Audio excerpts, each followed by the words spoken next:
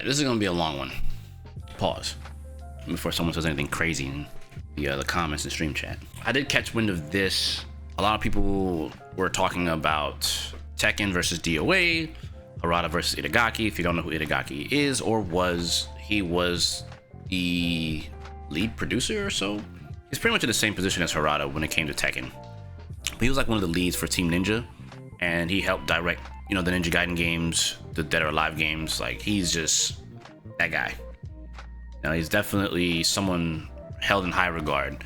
And for what it's worth, I mean, just now, Ninja Gaiden Sigma 2 just came out, and that's one of the last Ninja Gaiden projects he ever did, which was Ninja Gaiden 2, but still, it's a very prominent game in the series. I believe his last DOA was DOA 4 as well, if not 5. Pretty sure it was 4. Or maybe he helped with 5 a little bit, but regardless, I'm not going to get into the semantics of that. But there's a lot to unpack here where people just thought that Harada and Itagaki were just like, they hated each other. But Harada actually details here in this tweet, it's pretty long, about what their relationship was. So kick back, buckle up, I got a lot to read. I understand you're probably like, why wouldn't you just summarize it? Because it's fun to read together, okay? That's why. Anyway, so Harada says, not sure how you guys will perceive my relationship with Mr. Itagaki, but I can tell you it's slightly different from what you can imagine. Let me provide a general overview and some key topics regarding my history with Itagaki.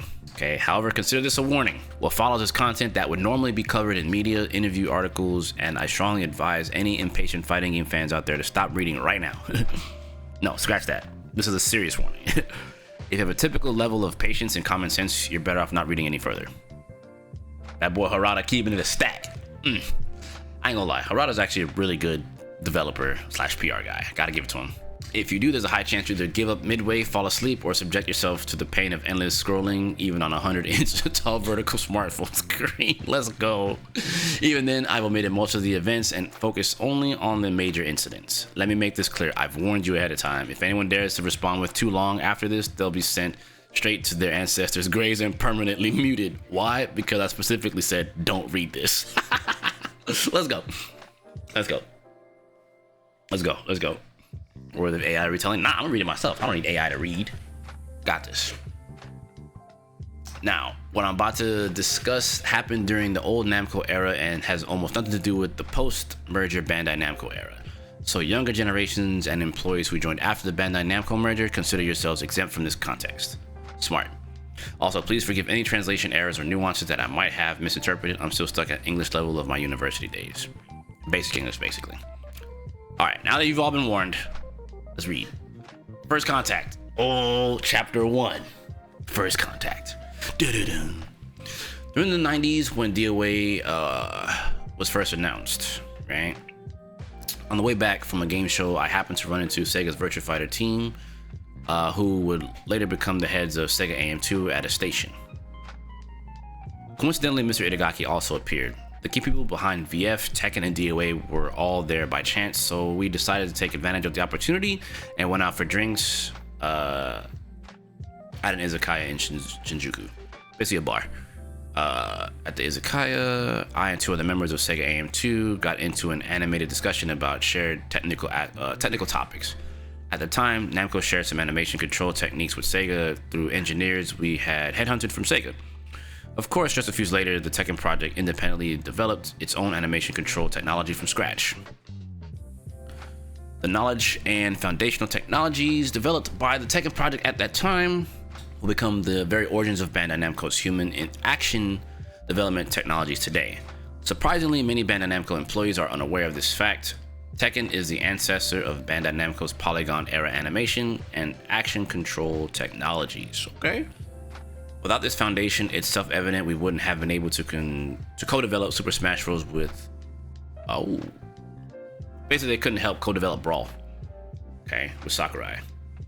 Itagaki listened with great interest as I and the Sega executive discussed these topics. Later, we all bonded over casual, non-work related chatter about games. One moment stands out after nearly 30 years. Itagaki said to me, Harada, you're a really approachable and funny person. At that time, Itagaki still addressed me using polite language, and of course, I did the same for him. In other words, we didn't know much about each other yet, and our relationship was very professional and gentleman at the time.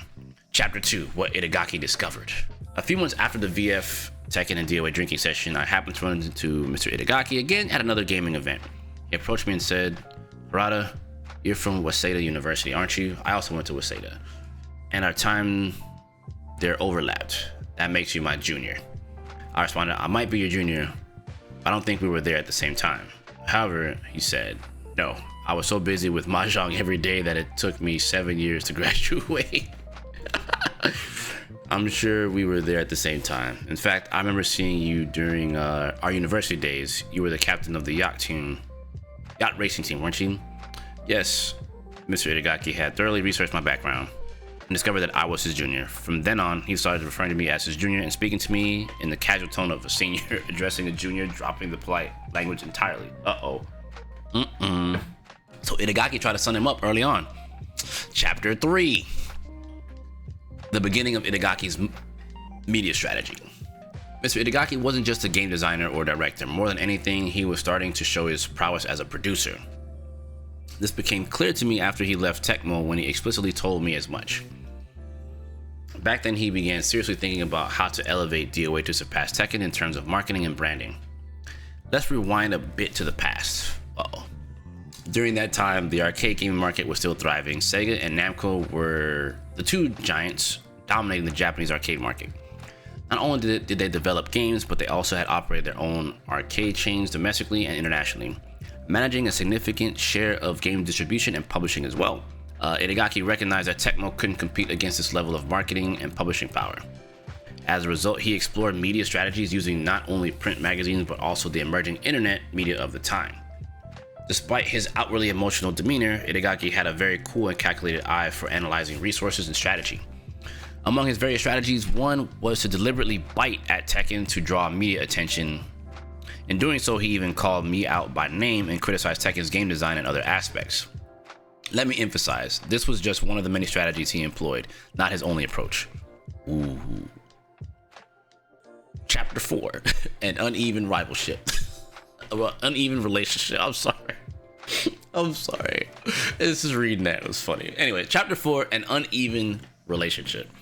Due to the media strategy I just described, the Tekken project team was initially baffled. In one magazine, for instance, Itagaki used a 2-page spread to openly criticize Tekken and my name, delivering a highly aggressive interview. In overseas magazines and internet media, especially in Western gaming outlets, the attacks escalated further with harsh criticisms of both Tekken and myself. Meanwhile, I was ordered by my supervisors at Namco to remain completely silent. In other words, I was strictly forbidden to respond in any way to Mr. Itagaki's attacks. This dynamic of Harada remained silent while Itagaki attacks lasted for about 10 years, roughly from the late 90s till around 2007 after the release of DOA 4 at the end of 2005. Oh, hell nah. They told Harada, "Hey, chill, bro." Looking back, it's clear that under these circumstances, there was absolutely no chance for Mr. Itagaki and me to develop a friendly relationship. In fact, during those 10 years, I spent much of my time wondering, why is Itagaki so fixated on targeting and attacking me? I'm like, what do you say fuck me for? This is getting pretty interesting. Chapter 5, The Sudden Summons Incident. Oh boy. Let's rewind to 1998. Out of the blue, Itagaki called Namco directly and asked for me by name. As I mentioned earlier, Itagaki had already started his media strategy of targeting Tekken and had learned that I was his junior from university. Given the strained relationship I had with him at the time, his call left me deeply confused. Cautiously, I picked up the phone. He said, "Could you come to Tecmo's headquarters? Just you, alone." Hello? It reminded me of getting summoned by a delinquent upperclassmen behind the school building back in middle school. For a moment, I considered declining, but in the end, my curiosity got the better of me. I agreed to his request and headed to Tecmo's headquarters the following day alone. When I arrived, Itagaki himself greeted me and led me into a small room. There I saw something covered with a cloth that looked like an arcade cabinet, like a magician performing a stage act. He dramatically removed the cover with a flourish. Underneath was an arcade cabinet and CRT monitor, revealing something for the first time: the development build of DOA 2, which had not yet been announced. It would debut in arcades a year later in the fall of 1999. You're the first outsider to see this screen, he said. More than the game itself, I was bewildered by his magician-like presentation. That aside, he had two main purposes for summoning me. First, he wanted to sell more DOA 2 boards to the arcade market. Makes sense. At the time, Sega and Namco were the two largest buyers of arcade boards due to their extensive arcade chains. Normally, he would have approached Namco's sales team, but he felt that wasn't enough. Instead, he sought validation from a developer like me, hoping my endorsement would lead to Namco purchasing more DOA 2 boards. Second, he wanted to gauge DOA 2's performance and see how the Tekken project would react. If I so much as scoffed at DOA 2, he would take it as evidence that Tekken had superior technology and confidence. On the other hand, if I showed any signs of being impressed or unsettled, he would use that as a benchmark to compare Team Ninja's position to the Tekken project. After presenting the concept briefly, he said, "Alright, give it a try." When I pressed the start button, he sat down right next to me as if we were about to face off. I chose Kasumi under his unspoken pressure and began playing. Just seconds into the match, after pressing the punch button 3 times, he asked, "Well, what do you think?" I was completely thrown off. What could I possibly judge after only a few seconds? I essentially replied, "It feels good to play." I expected him to retort with, "How could you know after a few seconds?" Instead, he responded with, "See, I told you, Harada." At that moment, I was genuinely confused. Was he serious? Was this some kind of hidden camera prank? Yo, Harada. To be fair, DOA 2 was already demonstrating impressive technical achievements for its time, even in its unfinished state. However, his insistence on immediate feedback and constant explanations while I played left me overwhelmed with information. Later, I learned from a former Team Ninja member that after my visit, Itagaki returned to the development floor and declared, "Today, we beat Tekken." While I was merely startled by his approach, he took it as proof that I was overwhelmed by DOA 2's performance. Itagaki is that guy is a clown. Chapter 6. Itagaki's analysis and strategy. Later, Itagaki explained to me that he had felt a significant sense of accomplishment from his media strategy at the time. His aggressive stance against rival titles clearly led to a significant increase in readership, especially in Western gaming media. He told me that this approach, while unpopular in Japan, where comparative advertising was frowned upon, was highly effective overseas. Additionally, Itagaki was known by some for his vast knowledge of global history and military affairs, particularly World War II. He likened the relationship between DOA and Tekken. Basically, he liked the relationship between DOA and Tekken to be essentially like a war. Like, this was the rivalry, right? He believed that winning a war required thorough reconnaissance of the enemy's resources, so he conducted a detailed analysis of the Tekken project's capabilities. In his personal office, he even displayed a chart analyzing Namco's Tekken project team strength. Yo, this guy is insane. He began with the game's staff credits, meticulously investigating the educational background, career history, skills, and achievements of the individuals listed. This was how he discovered, as mentioned earlier, that I was his junior at Waseda University. This dude is no joke. This dude is an anime villain. He does his homework though. Hey yo, Itagaki the Aizen of freaking 3D fighting game development? Hold on, Bleach's Aizen? My man said I did my homework first before I came at you. What a beast. He also analyzed the order in which the names appeared in the credits, finding patterns like this.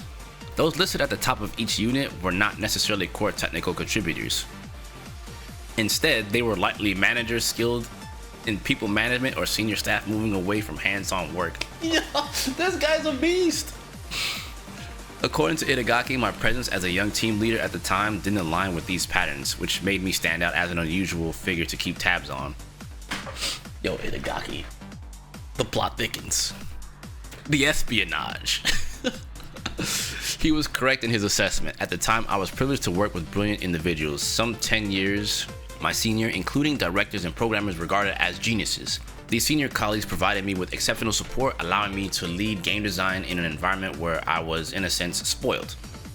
They often asked, "Harada, what do you want to do? What do you need? We'll provide anything." It was an extraordinary setup that made me something of an anomaly in the industry. So Harada's a prodigy in the gaming world in Japan. When our rivalry ended, Itagaki showed me his analysis chart during a later conversation, and I was astonished by its accuracy. It identified key figures in the Tekken project who were instrumental at that time. Seeing it left me with an eerie feeling. Bruh. This man is a true villain. If you got Harada feeling some kind of way, that man's a villain. During the late 90s and early 2000s, when the gaming industry had yet to establish sophisticated marketing analysis, Itagaki had a detailed understanding of Tekken sales figures and customer demographics.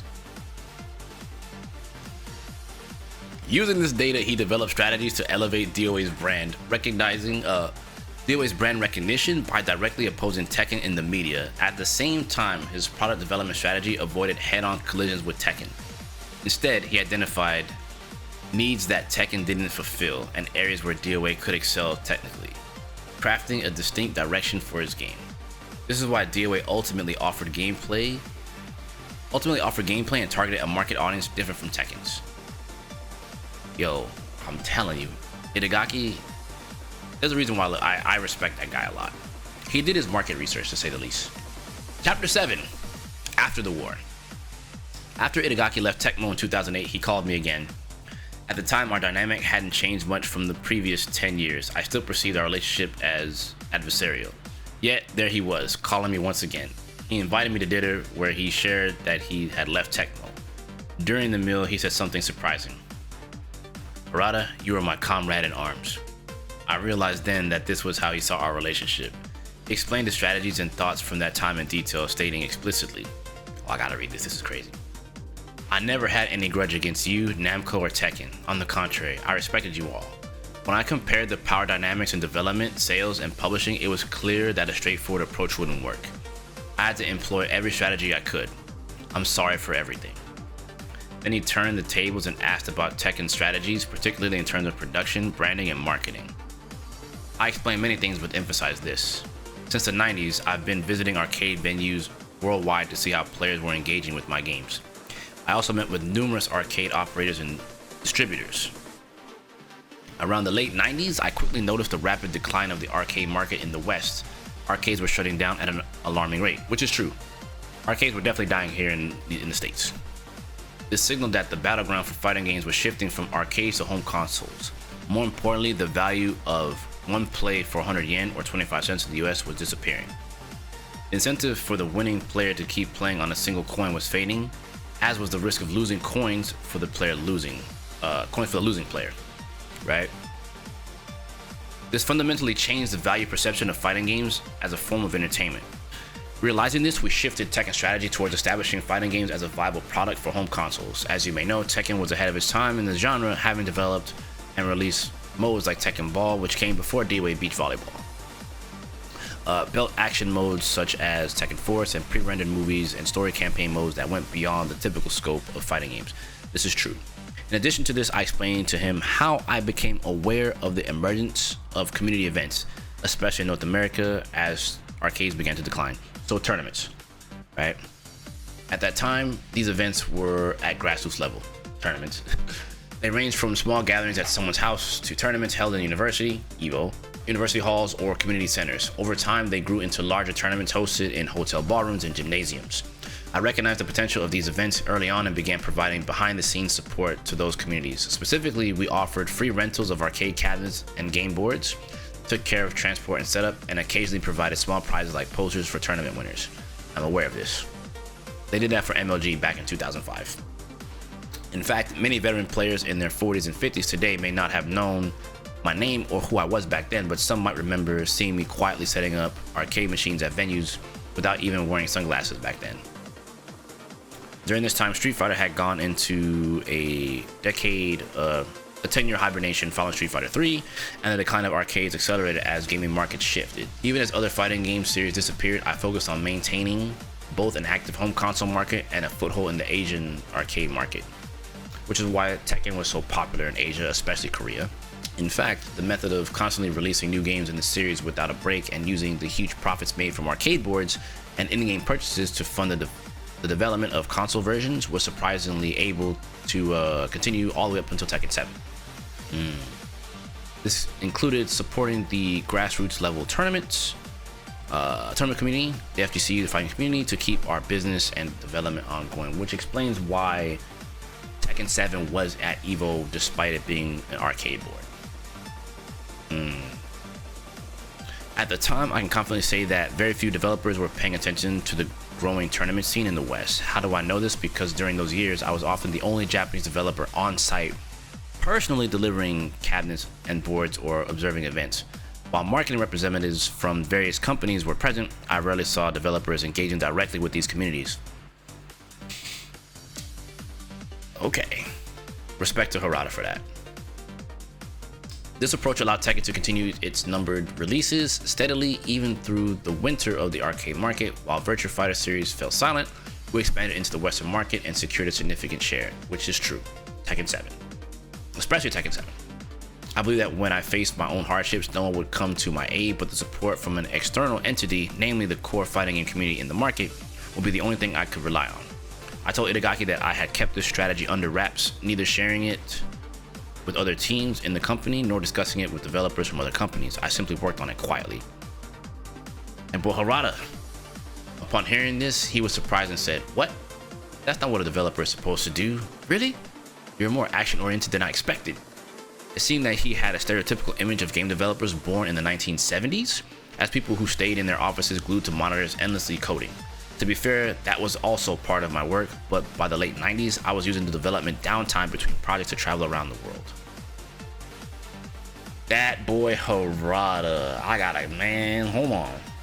I gotta give it to him. That's a very smart move by him to recognize the shift early. And it just kind of goes to show that like the notion that people had about him being a prodigy was smart, and they gave him his cadence. But in recognizing current trends, it's why I tell you guys all the time, right? When I do any kind of like long talks and I bring up marketing stuff like that, this is what I mean about market research. Harada did something that a lot of companies don't like to do, or they take their dairy ass time doing it when like they could be more diligent about doing proper market research and learning what's needed for their market to sustain themselves. Not enough people do that, but he took it upon himself to be that much more involved. And that's what kept Tekken successful, you know, for what it's worth. I can't say the same for Guilty Gear, because Guilty Gear definitely had a moment where it died, and Street Fighter as well. So it kind of goes to show that the people that were behind those games, as much as I love Arc Sys, and don't get me wrong, I don't have, or Street Fighter for that matter, it's just the level of dedication and care to keeping the product alive went past just the arcade, which is true. Tekken Force was amazing. Tekken Ball, like Tekken 3 is probably one of the most, arguably speaking, Tekken 3 is probably one of the most amazing fighting games ever produced, not just for the arcade, but for console, because of all the things that it came with. Tekken Force was definitely something great, and again, Tekken Ball, amazing. So the fact that Harada was this far ahead of the curve is pretty insane. So, moving forward, this is like the last chapter, was it chapter 8? Putting an end to the conflict. Through this exchange of past strategies, I finally resolved my long-standing feud with Itagaki, and this happened in late 2008. After that, every year end, I'd receive a drunken phone call from him, which became something of a tradition. With that being said, I haven't received one in the last few years, come to think of it. So yeah, you know, this is definitely true. A lot of people think like Itagaki hated like Harada and Tekken.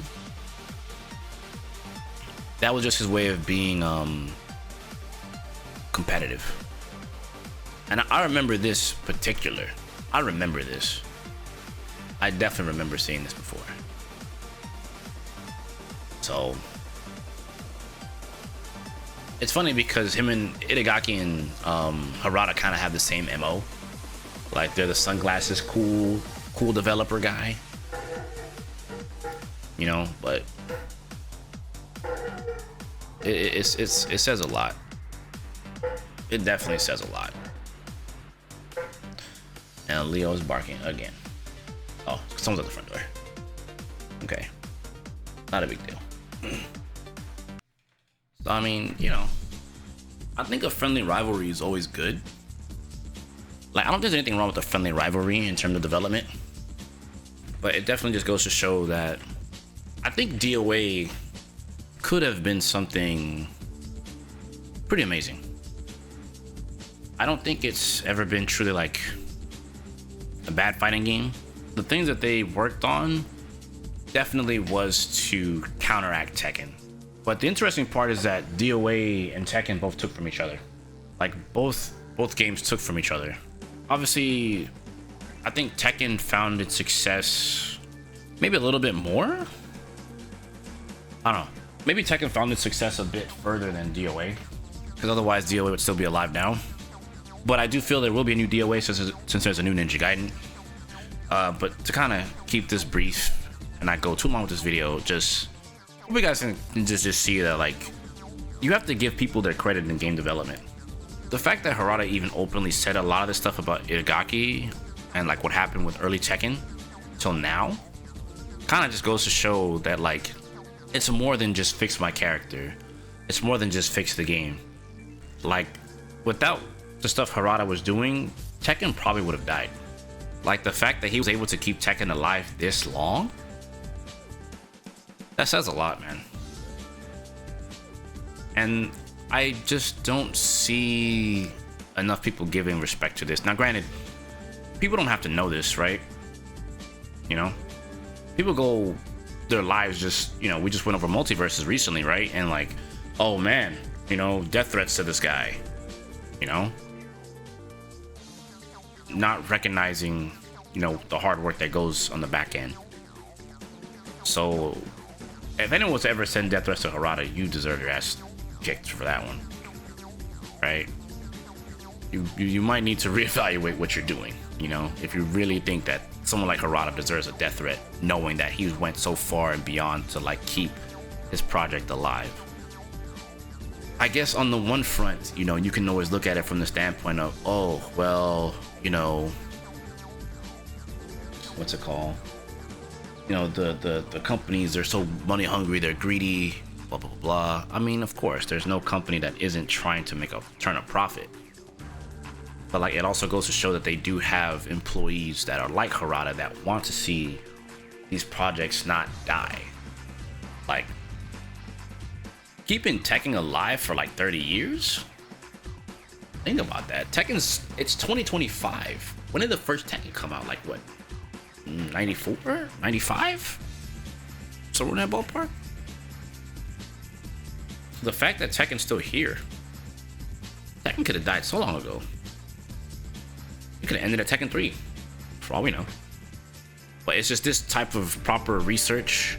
Like, actually, and I'm gonna give cadence to Itagaki too, because I think they both did their research. I think the difference in between the two is Harada recognizing the shift in games. But I guess you could say they both had different missions, right? Harada was trying to keep Tekken to survive in an era where the arcade culture was dying, and Itagaki was trying to keep up with Tekken, not recognizing that on the back end, this is what was happening. And that's rightfully so. I mean, Harada said it himself. He didn't share this information with nobody. He just did it himself because he thought this was the right move. And to be honest with you, I actually liked and respect both developers.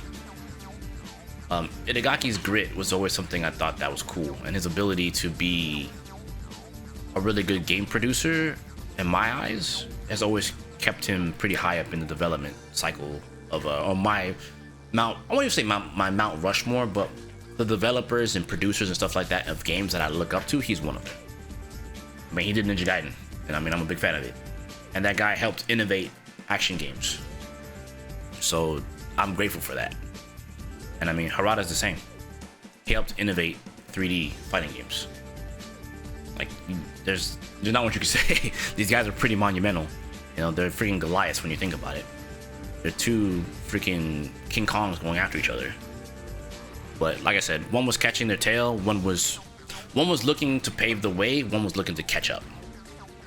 But it's interesting because DOA definitely paved its own way. Just, I think Itagaki was just way too fixated on what made Tekken good instead of making DOA greater, you know?